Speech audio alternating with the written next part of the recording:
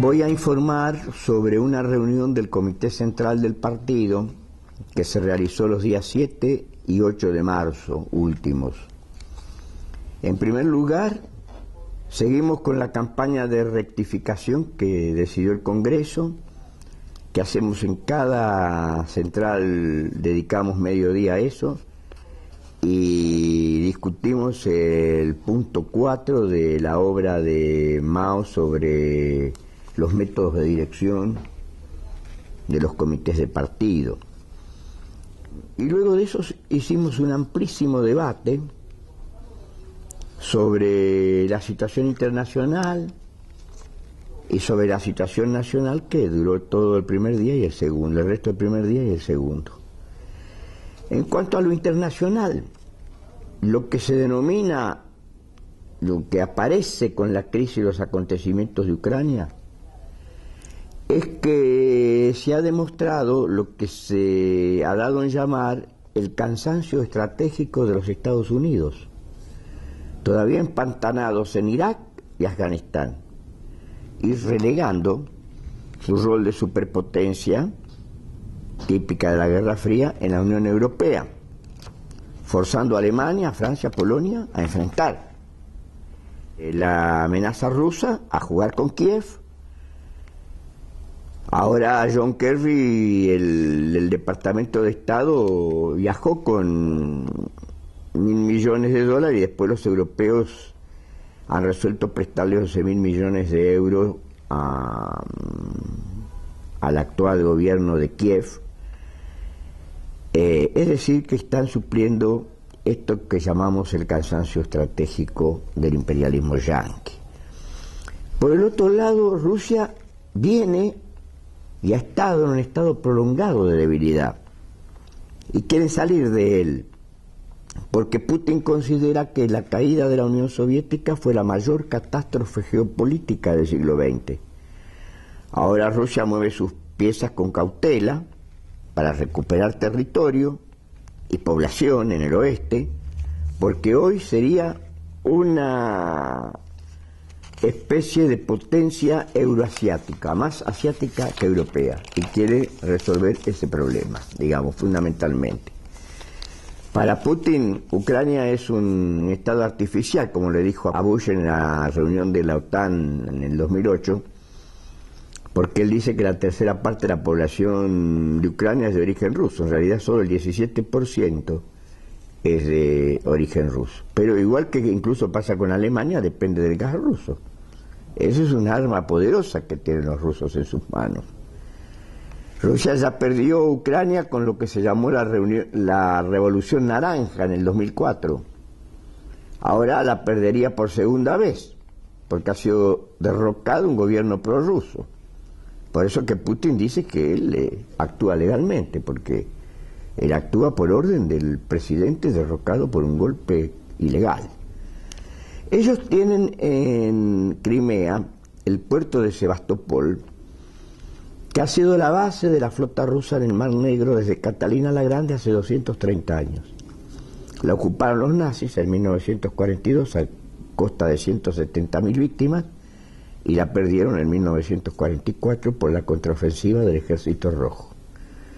Rusia está mejor ahora por el precio del petróleo y quiere rearmarse, porque esta flota de Crimea está en un estado lastimoso, solamente tiene un submarino atómico en condiciones operativas y el resto está inhabilitado, está obsoleto.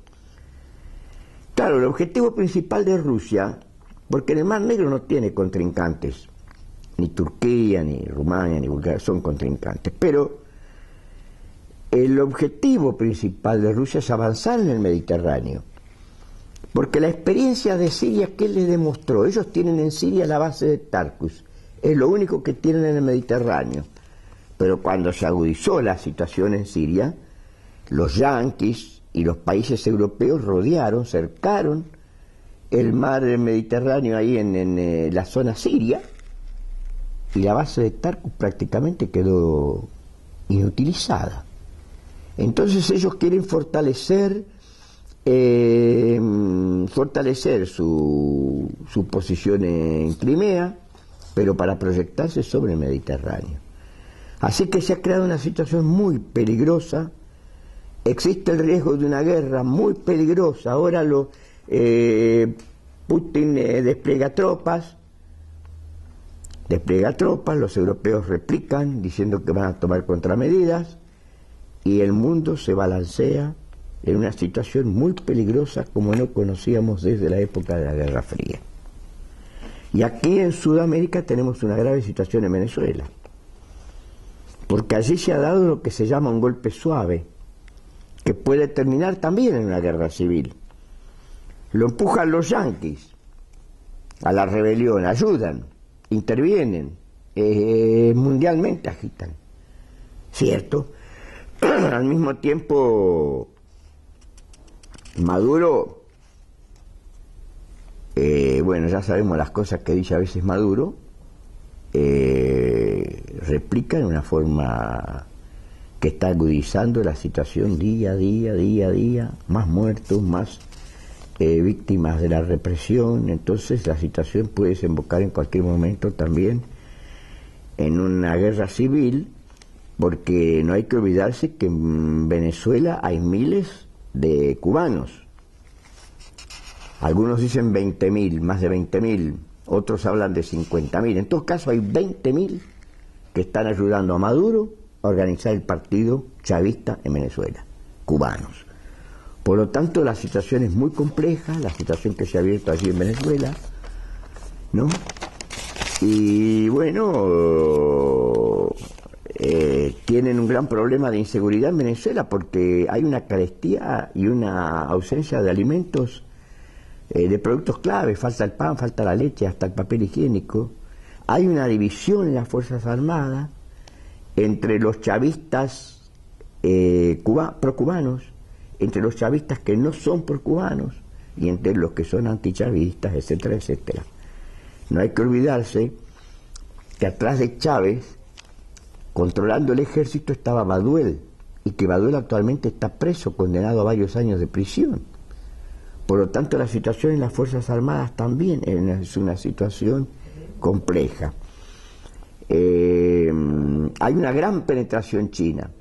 Atrás de todo este proceso, llámese Cuba, Nicaragua, Salvador, Venezuela, Ecuador, Bolivia, incluyamos allí a la Argentina, viene al galope la penetración china, muy fuerte, porque los venezolanos le han concedido a los chinos una franja importante del Orinoco para la explotación petrolera, que es la zona más rica del mundo en reservas de petróleo natural, ¿no es cierto?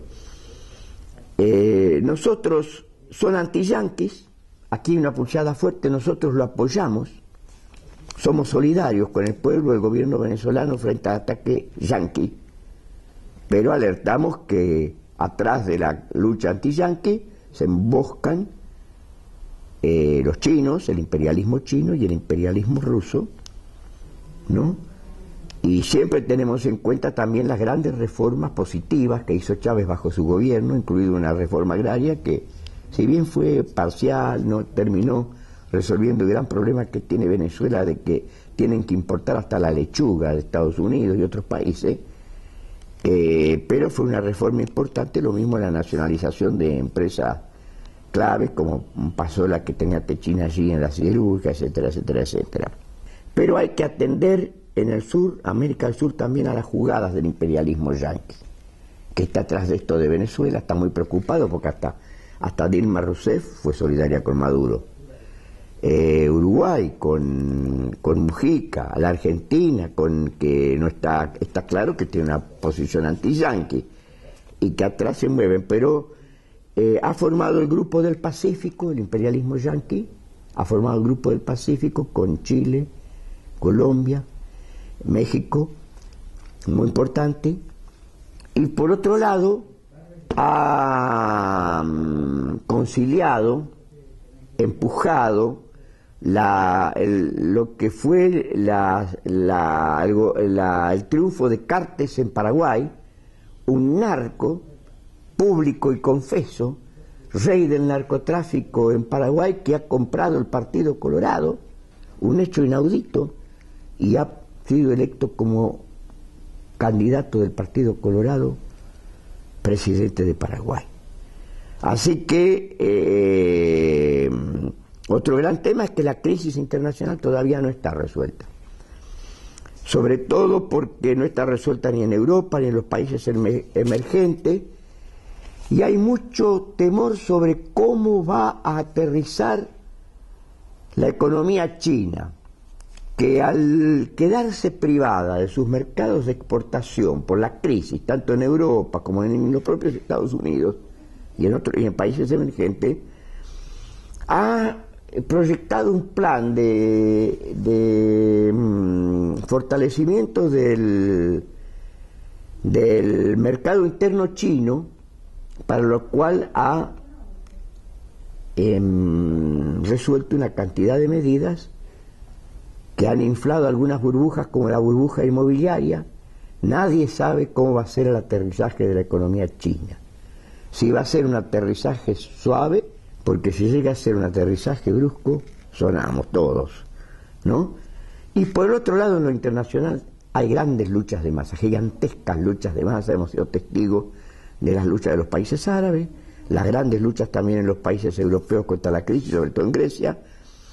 Todas estas luchas, sobre todo la de los países árabes, han demostrado la necesidad de crear partidos que puedan jugar su rol de vanguardia en crisis como la situación que se vivió en los países árabes y en otros países.